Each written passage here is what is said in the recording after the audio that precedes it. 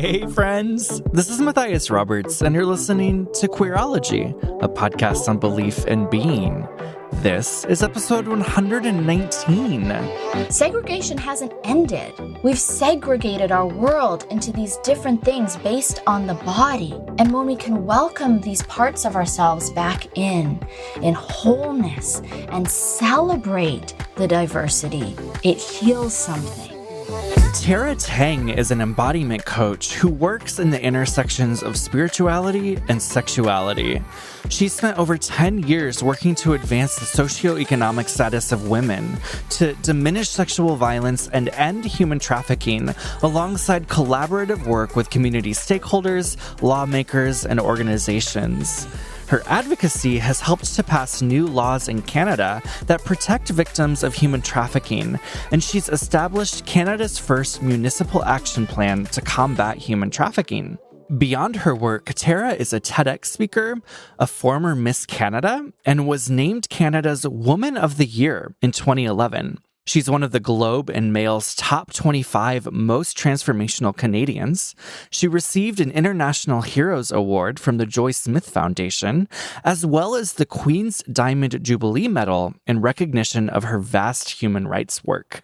I am so excited to have Tara on the show today. I've been following her on Instagram ever since we connected over my book, and the work that Tara is doing in this world is stunning. I mean, you can hear it just from that intro, but wait until you hear her.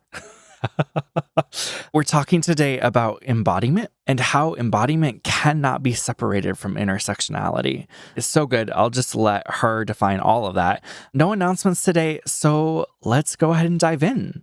Tara, hi, welcome. Hi, how are you? I am well. Oh my gosh, I'm so excited to have you on the show today. I'm so glad we're doing this. Yeah. So to start, this is a question I ask everyone. How do you identify, and how has your faith helped form that identity? Yeah, so I identify as a bisexual, biracial Asian woman, a first-generation Asian Canadian woman. I am a demisexual, sapiosexual, polyamorous, divorced single mama of two, kind of Christian mystic recovering from evangelicalism and purity culture, and a passionate lover of justice and people. Actually, it's in my name. My Cantonese name is Oi Kwan, which means loves groups of people, or loves people groups, or loves community, depending on how you translate it. And if there's anything that's just at the core of who I am and how I identify, that's it. It's literally written into my name. I love people. I love community. And I want to do everything that I can to uphold these beautiful communities and the people within them. I'm so curious, you mentioned Christian, mystic, how does all of that fit in with this? Yeah, it's been a journey. So I should back up. I'm also the daughter of a Southern Baptist pastor. And so I grew up in the church. I grew up, as a PK, a pastor's kid in the church, and very evangelical. I could be the poster child for that. Growing up with, VBS in summer, and teaching Sunday school, and growing up in the church nursery, and leading worship services, and singing on the music team, and being a camp counselor, and all of these things. And over time, I've gone through multiple periods of deconstruction, whether you want to call it deconstruction or not. Deconstruction, questioning. I like evolving because it feels like, yes, I am deconstructing my faith and what I believe and what my values are, so that I can get to the core of it. And every time it evolves into something it feels like deeper, with more maturity and more depth, and just more substance to it as it becomes more and more my own. And so I guess now I could say that I've landed in kind of woo-woo-y Christian mystic, but it's probably going to continue to deepen and evolve as well as time goes on. And part of my faith journey has evolved, sometimes by seeing what's happening around me, and sometimes it's by what's happening within me. And so the first time that I went through a deconstruction period, I was probably about 15, 16 years old. And it was very much what was happening around me. And I won't go into all the details because other people's stories are involved in it too. But in a nutshell, I ended up walking away from the church because as a pastor's kid, I was very deeply hurt by the church. And we ended up, there's a lot of church politics. There was a lot of ego and insecurity amongst the church leadership team. And my family ended up being kind of like the scapegoat. And so we ended up leaving that church because we didn't want to continue, we just didn't want to continue the division that was happening there. So we just bowed out and left. But because I was raised in such a small town, I ended up having to leave my town entirely, come down to, the big city. There's not a lot of big cities. I'm in Canada, so there's not a lot of big cities here.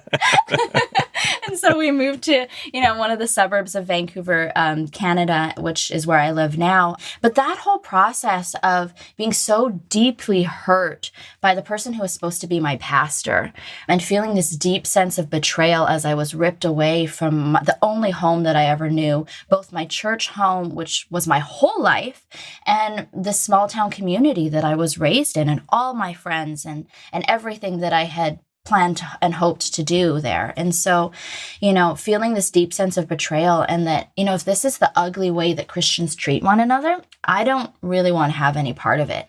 And so that was my first experience in evolving and deconstructing and really peeling back these layers and questioning everything, just questioning everything.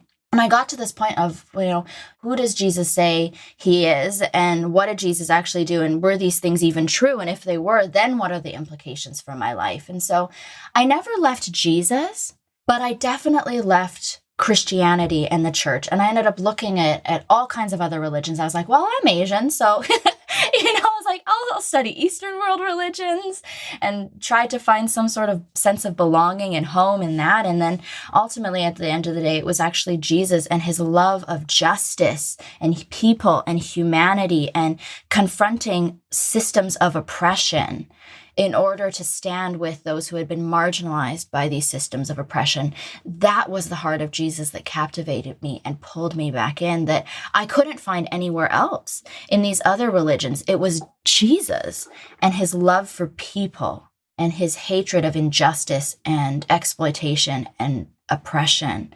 That was what resonated so deeply with my heart, and my faith shifted as a result. It is so interesting. I'm just thinking kind of like on a more broad level, like I'm hearing you say, like, you so resonated with Jesus and this, his stands against injustice and oppression. And I'm thinking about the reality that we live in a world, at least here in the States, and I know to some extent in Canada everywhere. Too. Yeah. Yes, everywhere. Where so much injustice is done in the name of Jesus. So, I imagine that puts you in an interesting place to be able to say, yeah, Jesus, but not like that. It's so true. And that actually, you've completely pinpointed my second series of deconstruction that I am, it has been like the last maybe 5 years of my life, because I've seen how much devastation now the church has done. It was very personal, like I said, the first time, with these things swirling around me.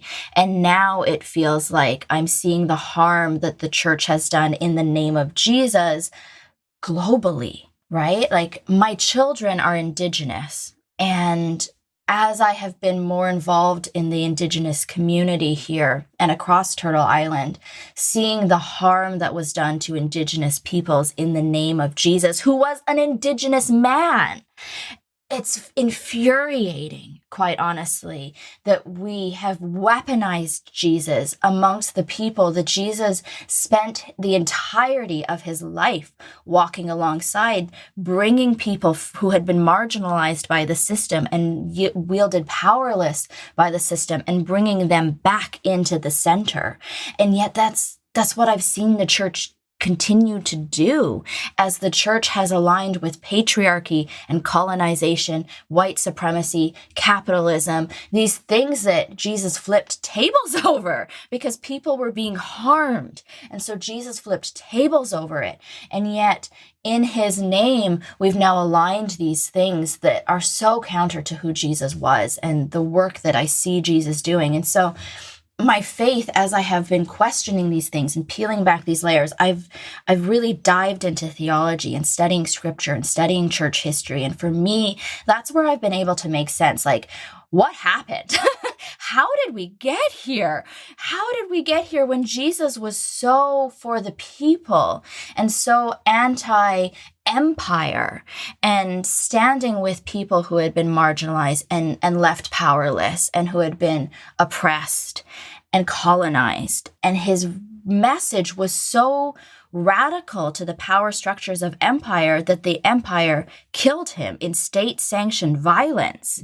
Like, if that isn't parallel to what we're walking today, I don't know what is. And so for me to understand and reframe my understanding of who Jesus is and scripture and what Jesus was doing and what Jesus was actually talking about has fueled my fire to see even the things that we're walking through today in a completely different light and realize that there's been so much political propaganda that has hijacked Christianity in the name of power and control. And so being able to speak truth to power when I'm able to sit back and look at all these pieces and understand how they all interact and how they most importantly impact people's lives, that has been key for me being able to reclaim my faith from the powers of colonization and patriarchy and white supremacy that exist in our world today.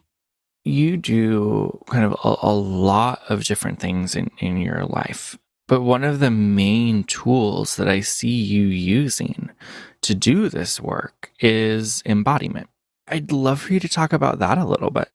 Our bodies are so powerful. Our bodies are a revolution, and they're so powerful, so much so that, again, these systems and structures and power systems of patriarchy and colonization and white supremacy, capitalism, have tried to use our bodies for profit, for control, right? Like, you look at the system of the political system of the world that we live in. I used to work in politics. I used to live in Ottawa and work on Parliament Hill. I helped amend the criminal code twice. I wrote the National Action Plan to Combat Human Trafficking. I wrote the Municipal Action Plan to Combat Human Trafficking. And so I understand how these power systems work because I worked within them. I didn't just live within them. I worked within them. And these power structures exist with people's bodies and the hierarchy of people's bodies and who has power and who has access to power, who has a spot in the table, who has access to the rooms where decisions are being made, and who doesn't have a voice. That's how these systems work, right? And so you look at the power systems politically around the world, socially around the world. You look at the way industries profit off of bodies, not just of the workers, but also the people that they profit from, right? Consumers, right? Every industry, you look at like the beauty industry, for example, it profits off of how we feel about our bodies, how our bodies look, right? And I'm saying this also as a former Miss Canada, where my body was judged on and inspected and people made decisions about it and then slot us into this hierarchy of who was at the top and who was at the bottom, right? And so these are very extreme versions of how our bodies fit into our world. But even if we don't work in politics, even if you're not doing beauty pageants or any other kind of system like that, we live and exist in our day-to-day, everywhere we go, the way we navigate the world, we do so in our bodies. We can't separate ourselves from our bodies. We are our bodies. We are bodies, and our bodies are us, and we are in this beautiful relationship with our bodies. But that relationship is so disconnected. Even though we go everywhere together, we're so distanced from our bodies because we haven't seen our bodies as who we are. We treat them as tools or these things that we just have to deal with. We just have to suffer with sometimes. And we hate our bodies if they don't fit and look the way that we want them to, if they don't perform the way that we want them to, or if because of the system that we exist in, this power structure that has been created around us, if we're not in the right body, the right color, the right sexuality, the right ability, the right height, the right shape, whatever it is, if our bodies have rendered us in the part of the power structure that has less access than those who have more access to power or is seen as more preferable, then we feel this disconnection from our body, or we feel that our bodies need to be performative to maintain our place on the hierarchy, right? And so when I look at these issues of injustice in the world today, we have to do so through the lens of embodiment, because every injustice that happens in the world begins with the body. Racism, sexism, homophobia, transphobia, ableism, etc. Go down the line.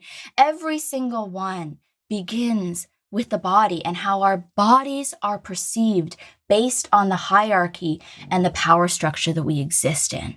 And so when we want to talk about dismantling these things that are oppressive, we have to do so in a way that is both us embodied and paying attention to what is happening in our bodies, whether it be the emotions that arise, the trauma that's stored in our body, all of these things. We have to pay attention to what is happening within the ecosystem of our own body, but then also see the other people that we are engaging in their fullness of their humanity through the lens of their body. I love that. I mean, as you're talking about it, like I feel myself kind of getting fiery along with you. Like, yes, like, yeah. Yes. It's all these connections that need to be made so that we can actually see what we're looking at, so that we can actually move forward and do good and heal what needs to be healed and fix what needs to be fixed and overturn and dismantle what needs to be overturned, so that we can move forward in healing and wholeness and the goodness that is there for us if we're willing to do this work. And it's hard, but it's so important. Yeah, and I imagine, Tara, like it's one thing to kind of talk about, like as you and I are doing, and I imagine it's another. I mean, I know this from my own experience too. It's another to like actually do it, right? Yes, like absolutely. And I wonder like what your journey has been with that, because I mean, I may be wrong about this, but I'm guessing there was a journey there, that you didn't just kind of come out of the womb like fully embodied and ready to do this work. Like, well, yes and no. Like, I think because again, I'm a mother of 2 young children. And so when I see my children, especially my oldest is starting to now look around him as he is going to school. Now he's in grade 1. And so he's 6 years old and he's starting to notice the structure around him. He doesn't understand the fullness of the way that our world works, as no 6-year-old does and shouldn't. But he's starting to look around even within the ecosystem of his class and his school and understand, oh, like there are some structures here, right? There's ways that we interact. And some of it's not all bad either. Some of it is like, oh, like we treat one another with kindness, right? But the way that we interact with one another, he's starting to learn some of these social cues right now. And all of them really begin with the body, right? And even if they don't begin with our body, they impact our bodies, right? Because we navigate the world in our bodies all day long. My daughter is 4, and so she's very much embodied. And because she listens to the way that I speak, and part of the way that I intentionally want to raise her to continue that healthy, connected relationship with her body and my son throughout the entirety of their life as much as we can. I hear the language that she's picking up from me that she's using. She'll tell me, Mom, my body is really tired right now. And she's learning to listen and notice what's happening in her body. It's like, it's time for her to go to sleep. She'll come up to me and cuddle. And she says, Mom, I just want to be close to you. right? Because she's craving connection. And she says, my body is tired. My body's telling me this. My body's telling me that. This hurts in my body. When my kids come to me crying, I'll ask them, what happened? Did your body get hurt or did your feelings get hurt? And then they're learning to notice what's happening in their body. Is it physical pain or does their heart hurt, right? And they're able to learn how to articulate it. When I see my children playing, we're going into summertime soon, and I see them playing on the beach, not caring how they look. Their cute little bellies are hanging out of their bathing suits, and they're running full force down the field, right? Like there's nothing in them that is inhibited. They are in the moment, in their body, present. They're rolling down the grassy hills, like they are in their bodies, and they're not caring who looks at them while they run and they play and they experience the fullness of their body and the fullness of their life. Children are embodied. But over time, through that system, the peer pressure, the comments that we hear people make, the comments that our parents make about our bodies, the messages that we consume from the internet, from a commercial, from viewing a magazine, from hearing somebody else's conversation in passing, all of these things swirling around us change the way that we have our relationship with our bodies, the way we perceive our bodies and other people's bodies. I mean, they say racism is something that is learned. It's not something that we're born with, right? And so our understanding of bodies shift and change over time, which is why I think it's so important for us to come back into that relationship with our bodies and to be able to see the bodies of others in the fullness of their humanity. Because when we can do that, then we can understand both the wonder and beauty of bodies and also the complexity of bodies as well, too. Every time that you touch the body, you touch every story that person has ever held, every memory, every experience woven into the fabric of their body. Because our bodies remember things.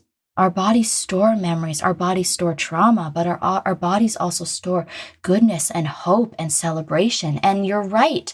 Like you said, it is something different to know these things cognitively in our minds, intellectually in our brains. And it's a completely different thing for us to know something in our bodies, right? You think muscle memory. There are places, when I drive my son to school, my body knows where to go. Right? Like my mind knows, okay, we're going to this little community. This is where we're going for school. But my body knows how to get there. And so that's just one beautiful, simple example that I think we all can resonate of what it is like to know something in our bodies. And so even for me, to go back to these things of how do we decolonize? How do we speak truth to oppressive power, right? For me, reclaiming some of these parts of myself that I had pushed aside or didn't even know were there because, like for example, for me being able to reclaim my queerness and acknowledge, oh, I'm bisexual. I had never even questioned this before because I was attracted to who I was supposed to be attracted to. So I had never even questioned that there was this whole other world of possibility. Right? And so reclaiming these things, or even reclaiming that my Asianness is such a big part of who I am. Reclaiming these parts of who we are. My body knows it in a different way when I am experiencing it, when I am in my body and reclaiming these parts of myself and becoming more embodied rather than being disembodied.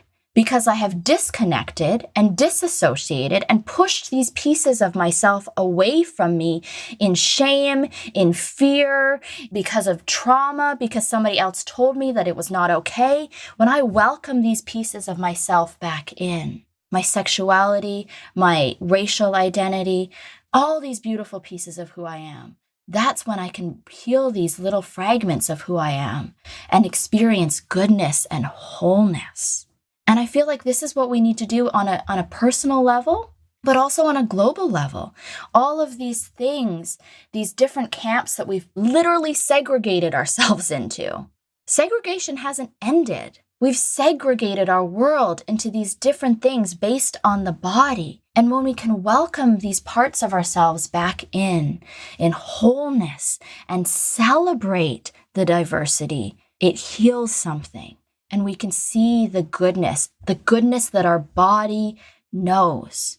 There's a reason why we're all walking around with tension in our bodies right now. I asked my community on Instagram last week, and I don't know when we're going to release this, but at the time of recording, this is a couple days after the guilty verdict for the George Floyd trial. And so I asked my community what was happening in their bodies as we are responding to these things that are very traumatic. And there were more shootings that same week. And it is traumatic for our bodies, for all of us. And so I was asking us, what is happening in our bodies?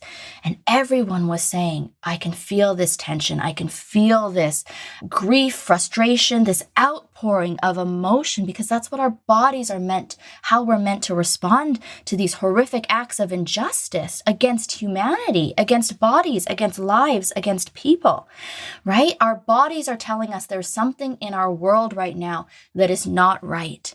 And on the flip side, even you were saying through this conversation, oh, I'm feeling activated. I'm feeling hopeful. I'm feeling fired up with the things that I'm hearing you say, because there's something in your body that is saying, oh, this is true. This is good. This gives me hope. This is worth fighting for. Our body knows goodness. Our body is a truth teller. Our body has never lied to us.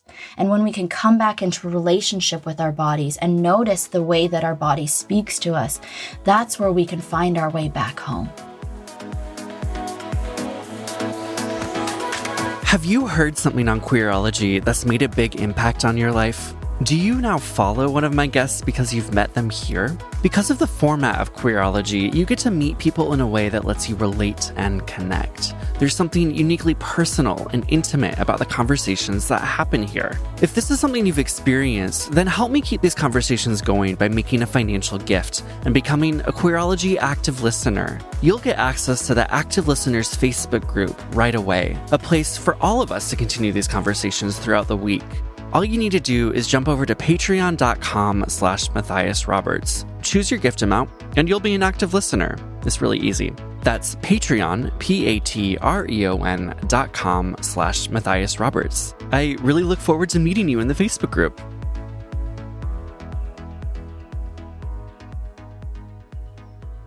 I imagine that, you're talking about these systems of oppression and white supremacy and capitalism and racism, like all of these different things.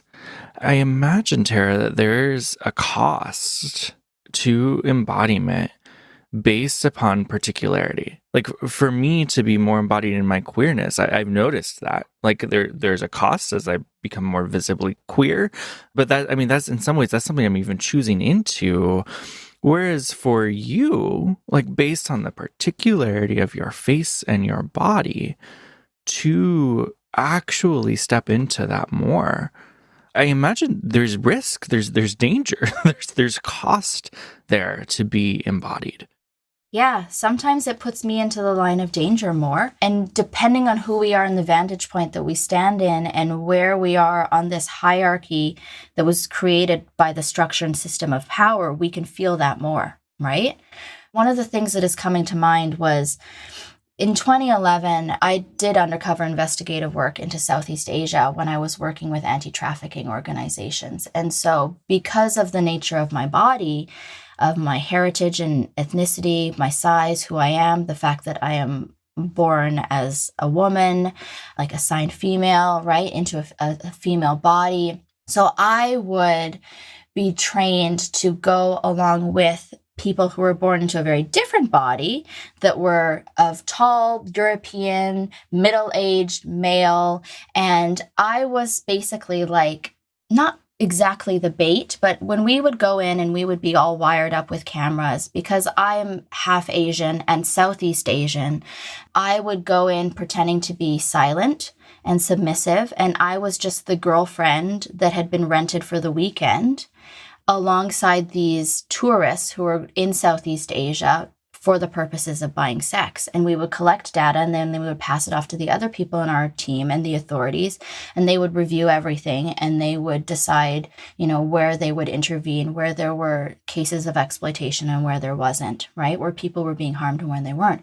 But I remember through that whole experience having to stay completely calm while my heart was beating so fast and so afraid as we are going undercover into these brothels and red light district and gang-run establishments and being put into the line of danger in these situations. Or here when I'm walking down the street as a single mother with my children and trying to keep my children and I safe, right? Like there's so many different times where our bodies put us into the line of danger. There's also so many times when our bodies can be, and who we are and the intersections of who we are can be the thing that makes us stand up and speak with authority and with power. Because those intersections that we live in and the vantage points that we come from matter. And because those voices have been silenced, it's powerful when those voices speak and speak truth to power. Right? And so you're right. Sometimes when we express our queerness, it makes us a target. And at the same time, we choose this sometimes or I choose this, and maybe you do too, or other people who are listening. I choose this because I know that representation is part of building the world that I want to live in. And I want my children to live in and my children's children to live in. And even though it does come at a cost to me, it is worth it because it is speaking truth to power in the way that I show up in the fullness of my queer, biracial, bisexual, polyamorous authenticity, in the fullness of my humanity, walking down the street, and that counter-normity flies in the face of the status quo. And so again, my body is a revolution. My body is resistance to patriarchy and capitalism and colonization and white supremacy and these things that sought to own and control me so that they could sit at the top of the hierarchy of power.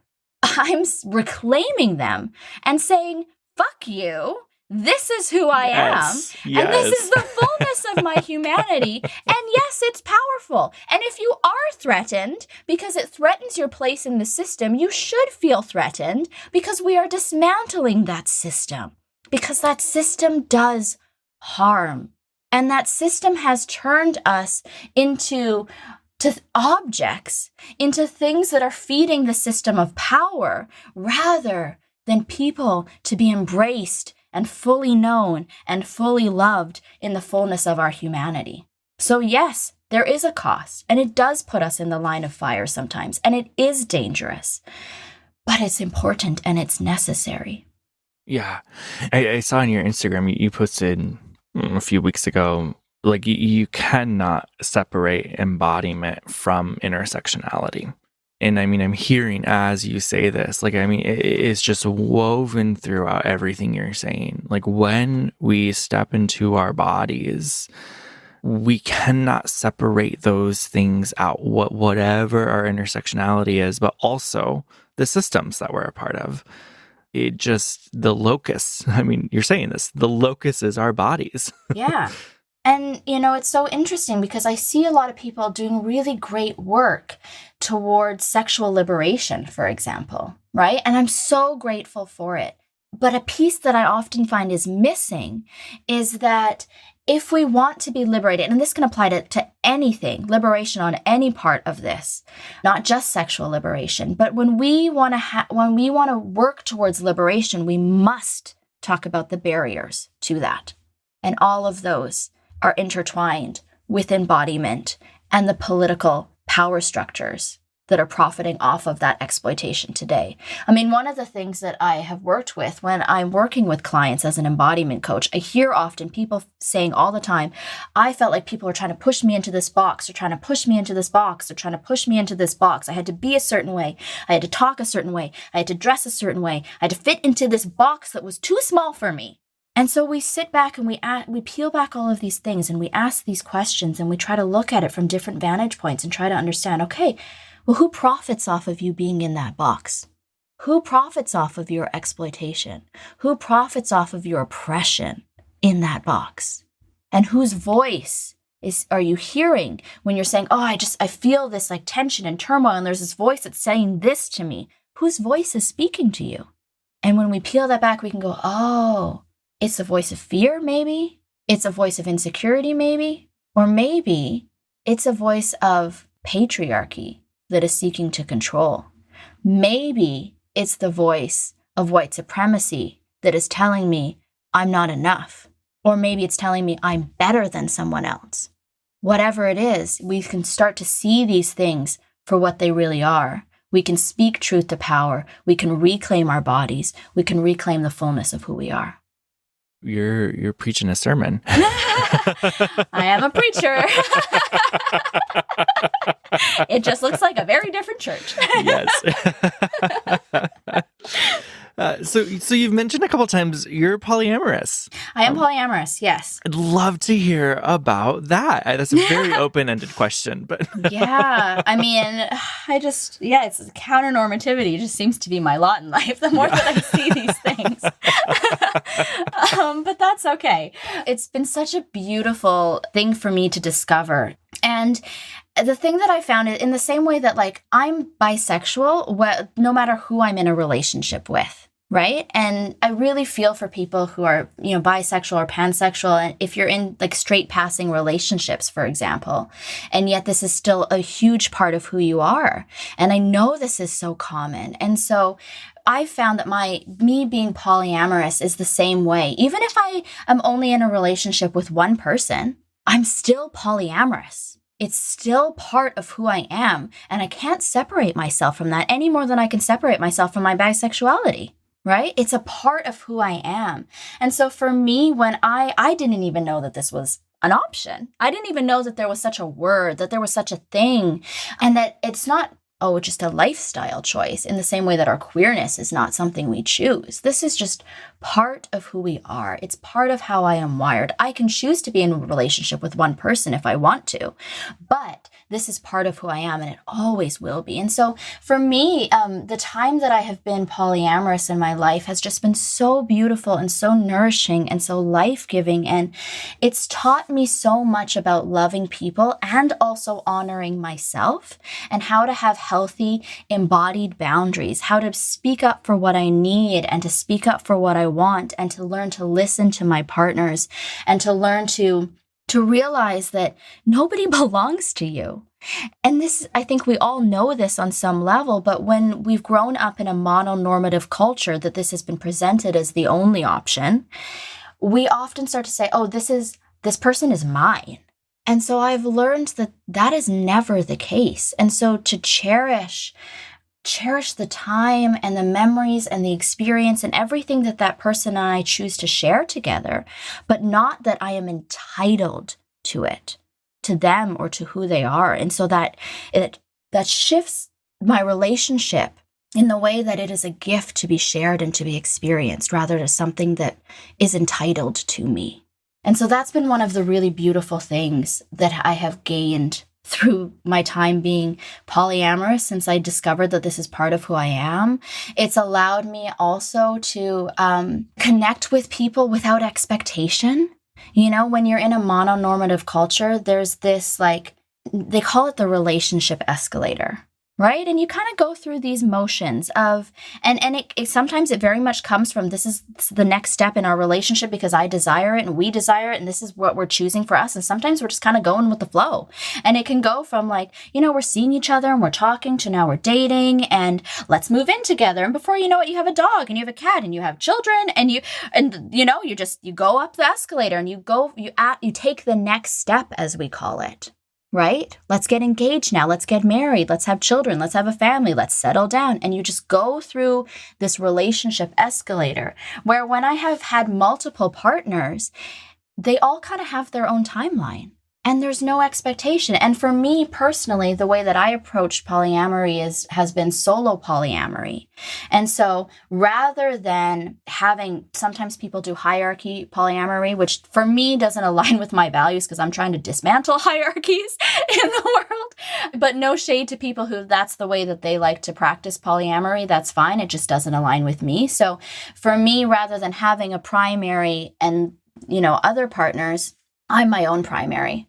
I am my own anchor partner, because I don't like the words primary, secondary, because I never want somebody to feel secondary. When somebody is with me, they are with me and I am with them, and I learn to be present in that moment.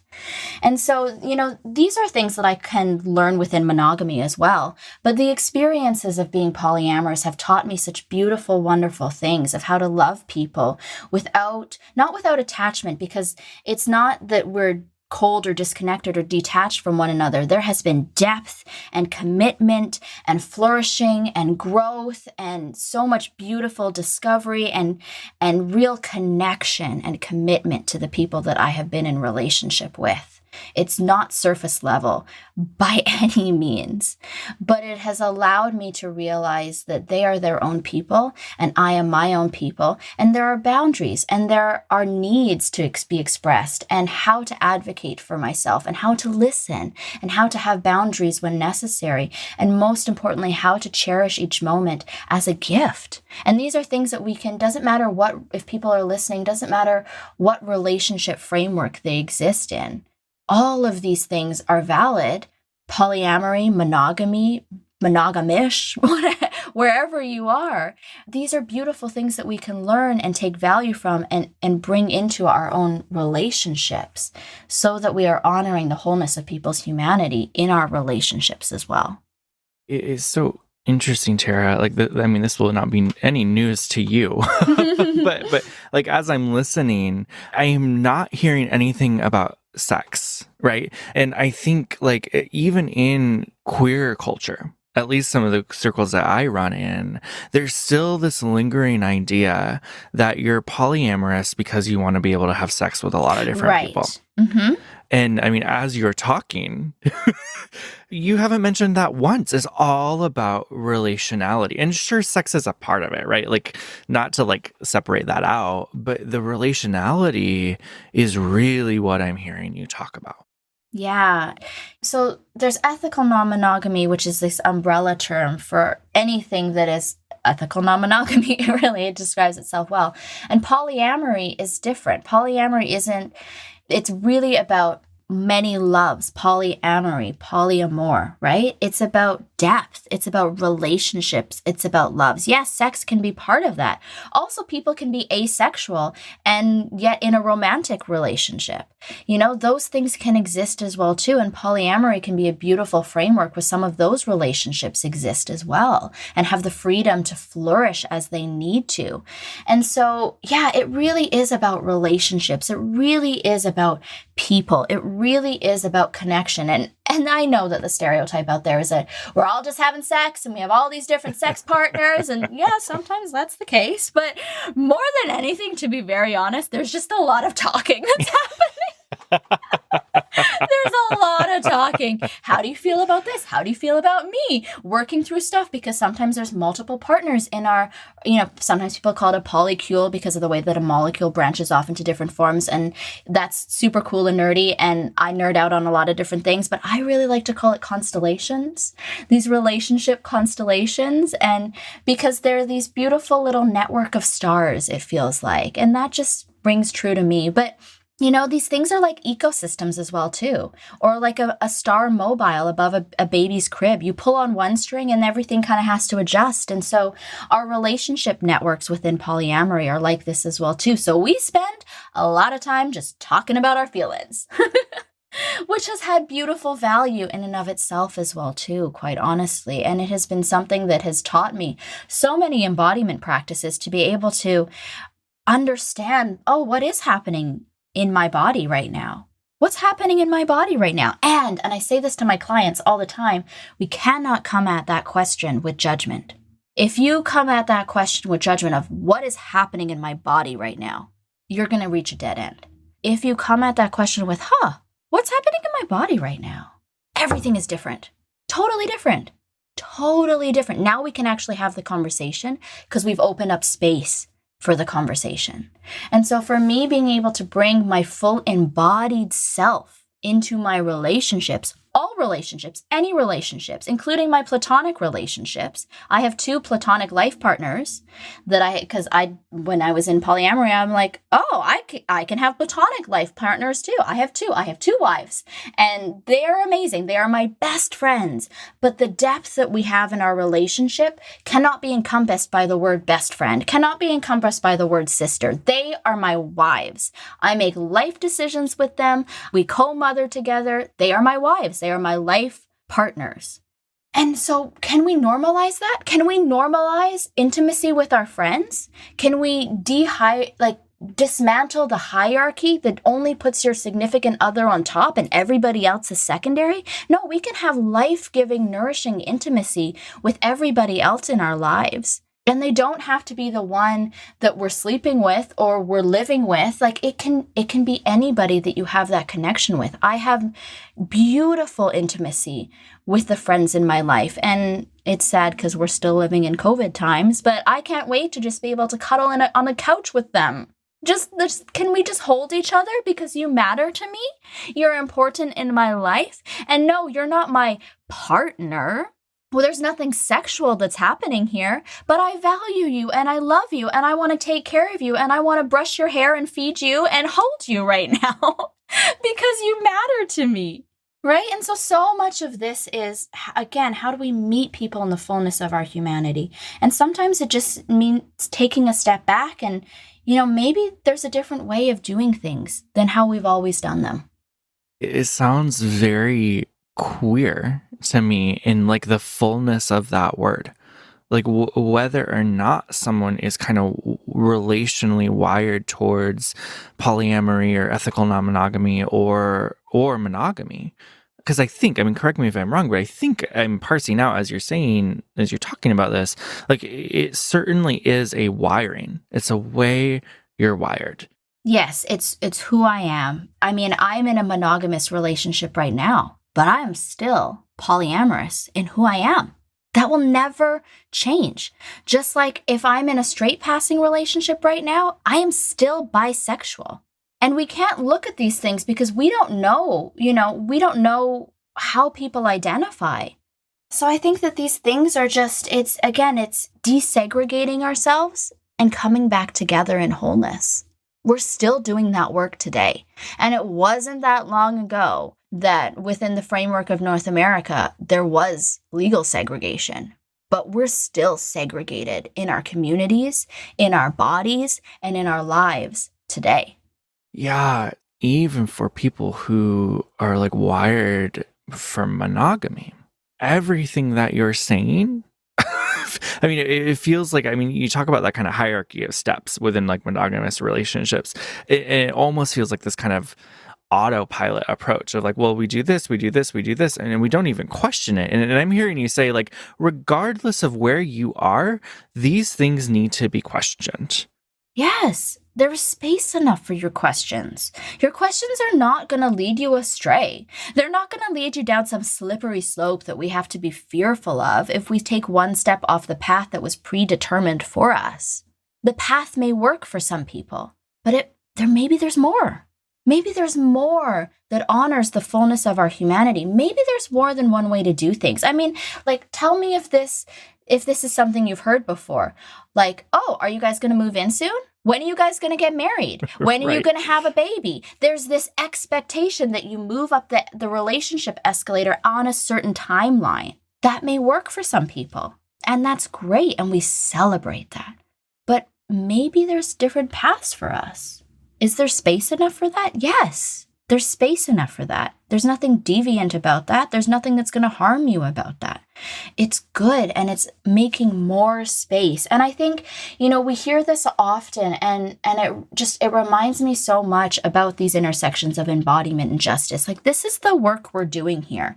We are stepping back and making more room. We're stepping back and making more space for the fullness of your humanity, more space for your queerness, more space for my Asianness, more space for my children's indigenousness. That's not the right word, but you know what I mean.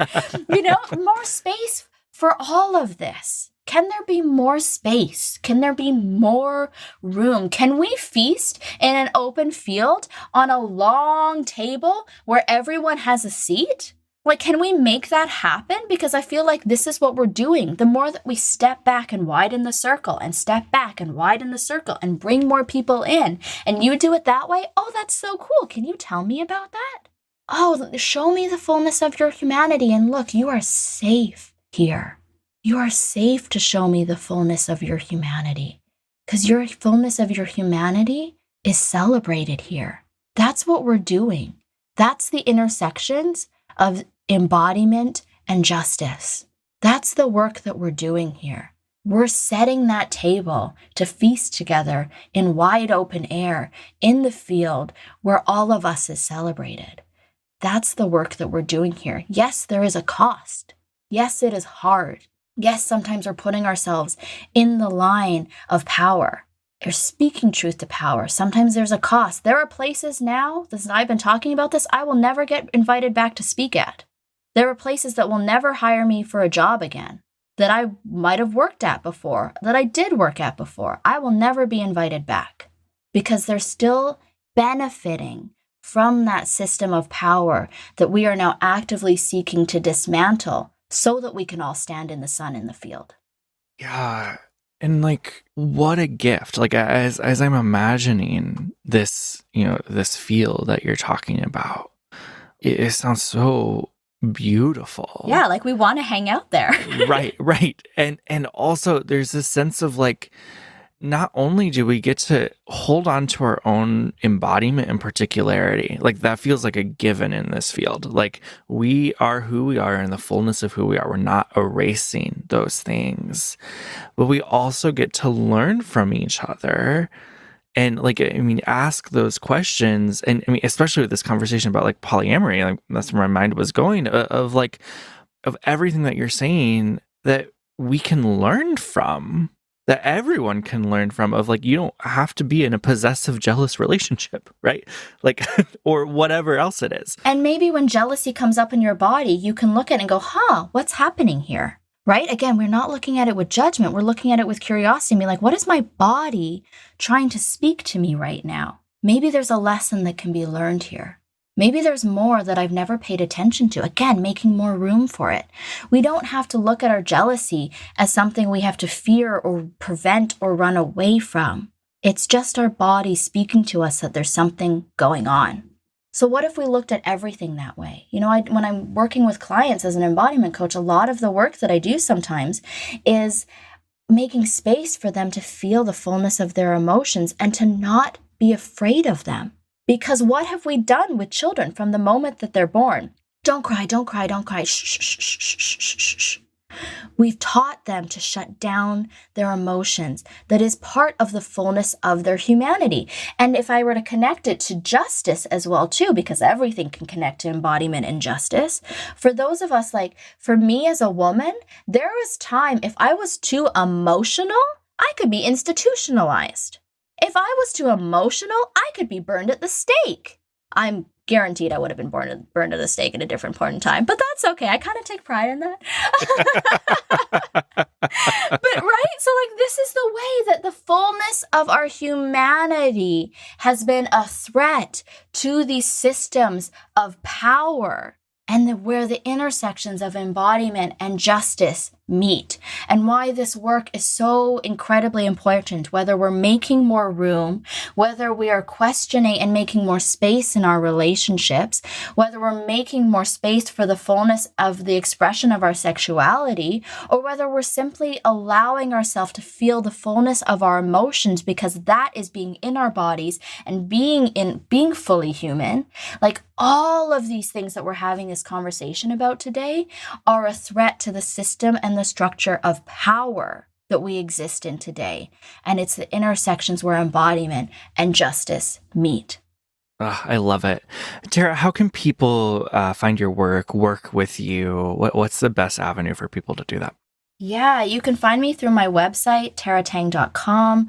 There's lots of information about these things, about justice and embodiment, if you want to work together on reclaiming your embodiment, or if you want to work at just how do we navigate the world through the lens of justice and embodiment that is honoring the fullness of our humanity. Or so many of the people that I work with, and we didn't even talk about it yet today, but because of the intersections of justice and embodiment, are reclaiming the fullness of their humanity from things like purity culture, right? So many of the clients that I work with are walking through that and dismantling the way that purity culture has been wielded as a tool of oppression by the system of patriarchy. If we're really breaking things down, that's what we're talking about. And so if any of those things resonate with your heart, or if you just want to say hey and chat, you can find me through my website, taratang.com. I'm also on all the socials at Miss Taratang, MISSTARATENG, Instagram and Twitter, Facebook and Clubhouse, and yeah, there's so many ways. I would love to connect with people. I would love to see the fullness of your humanity. What a gift and a privilege to witness that. And how can we walk through this well? How can we do life well? You know, one of the things that I've been learning as the mother of 2 Indigenous children is the teachings of all my relations, that we're all related and we're all connected and all of these things are intertwined. And so they always say, we want to do this in a good way. How do we do this in a good way? How do I do my relationships in a good way? How do I do my love of God in a good way? How do I do my love of people in a good way? How do I navigate the structures and the systems and the institutions and the political powers of our world in a good way? When do I flip tables when tables need to be flipped and meet Jesus in the margins the way that he did? How do I speak truth to power when that's necessary? And how do I pull these parts of myself close that I have separated because of oppression or judgment or shame, so that I can live in the fullness of my embodied humanity and meet you in the fullness of your embodied humanity? And how does that change everything as we know it? Oh, so good. So good. Thank you so much, Tara, for joining me. This has just been just wonderful. I'm so glad. It's so good for me too. And this is my favorite part, because these things, these conversations that we have that are so important, they have the power to shift the world. And as this conversation ends, I know that everybody who has been joining us and listening to it, the next stage of the conversation begins. What do we do with this and where do we go now? And that is what lights me up, because that conversation can change everything. Yes. Let's do it. Let's go. Let's go. Let's fucking do it. Let's go. I'll meet you in the field. Let's go, guys. Yes. Yeah. Thank you. Thank you, friend. You can connect with Tara over on her website, taratang.com, and be sure to follow her on social media at Miss Tara Tang. Queerology is on Twitter and Instagram at QueerologyPod, or you can tweet me directly at Matthias Roberts. Queerology is made possible because of you. To find out how you can help keep Queerology on the air by becoming an active listener, head over to patreon.com/Matthias Roberts. A really easy way to support the show is by leaving a rating and a review. You can do that right in your podcast app, or head to matthiasroberts.com/review and it'll take you right there. As always, I'd love to hear from you. If you have ideas of what you want to hear in the show or just want to say hi, reach out. I'll get back to you.